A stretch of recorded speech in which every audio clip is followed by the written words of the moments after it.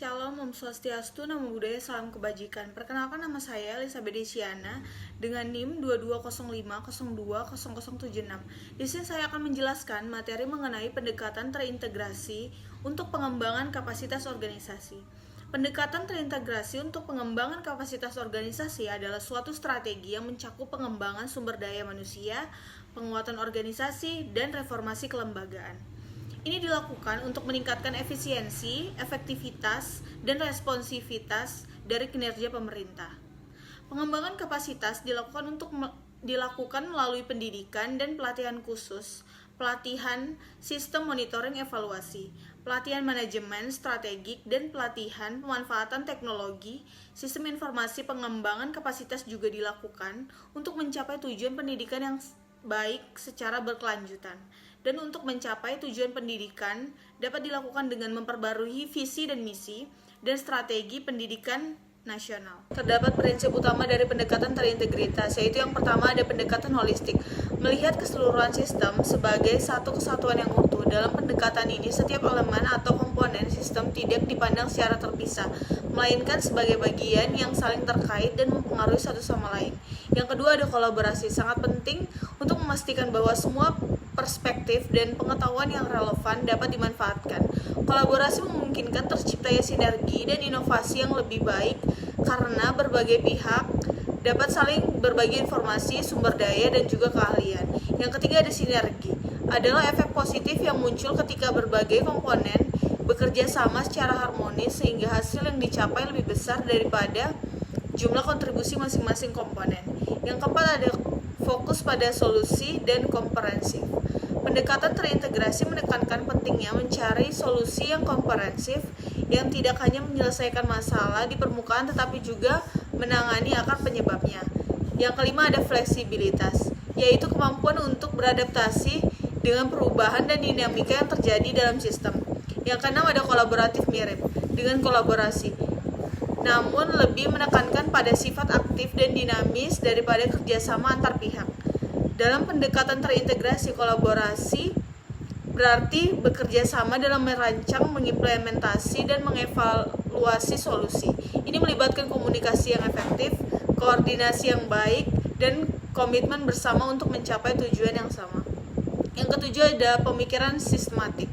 Pendekatan ini memahami untuk memecahkan masalah dengan melihat hubungan dan interaksi antar berbagai komponen dalam sistem. Yang kedelapan, pembelajaran berkelanjutan adalah komitmen untuk terus belajar dan meningkatkan pengetahuan serta keterampilan sepanjang waktu.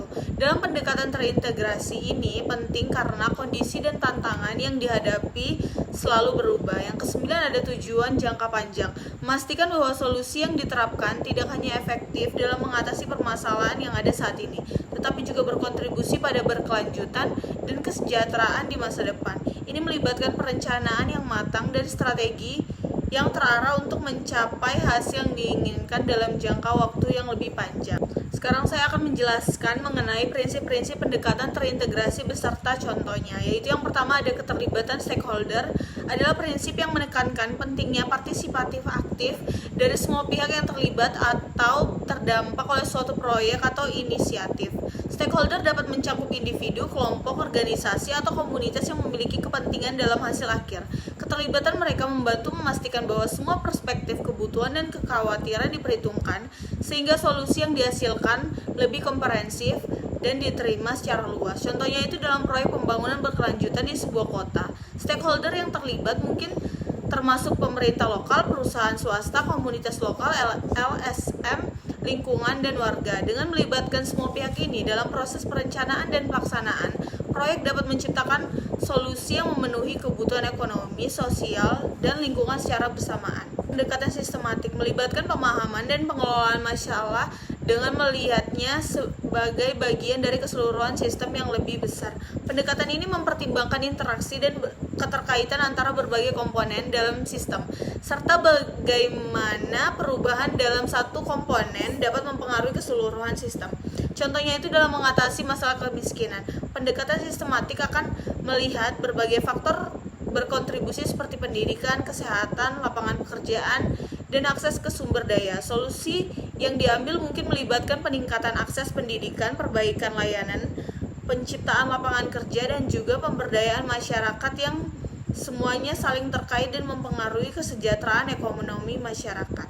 Yang ketiga, keseimbangan antara pendekatan jangka pendek dan jangka panjang. Prinsip ini menekankan pentingnya menjaga keseimbangan antara tujuan dan tindakan jangka pendek dengan visi dan tujuan jangka panjang.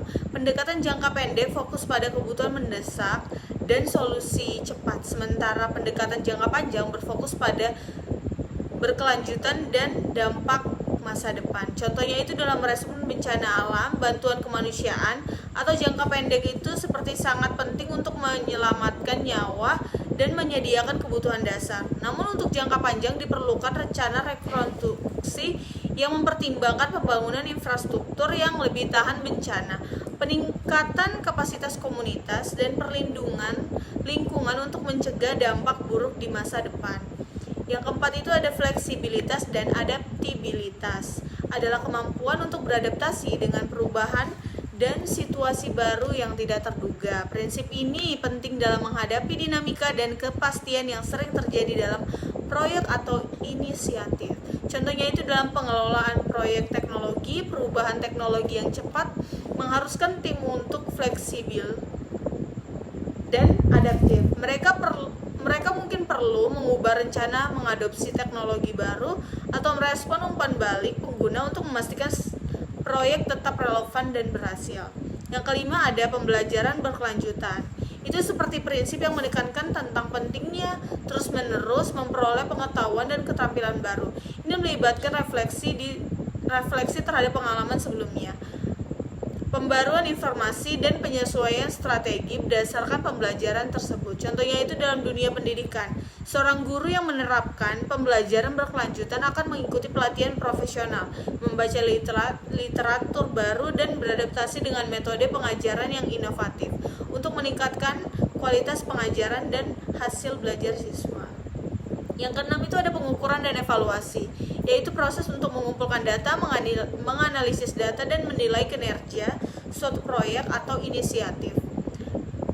Prinsip ini penting untuk memastikan bahwa tujuan tercapai, masalah diidentifikasi, dan perbaikan dilakukan. Contohnya itu dalam program kesehatan masyarakat. Pengukuran dan mengevaluasi dapat mencakup pemantauan indikator kesehatan, survei kepuasan pasien, dan analisis efektivitas. Dengan data ini, program dapat diubah atau ditingkatkan untuk mencapai hasil kesehatan yang lebih baik bagi populasi yang dilayani dengan mengintegrasi prinsip-prinsip ini. Pendekatan ini dapat meningkatkan efektivitas dan efisiensi berbagai inisiatif, memastikan bahwa solusi yang diterapkan tidak hanya memenuhi kebutuhan saat ini, tetapi juga berkelanjutan dan adaptif terhadap perubahan di masa depan. Sekian penjelasan saya, terima kasih.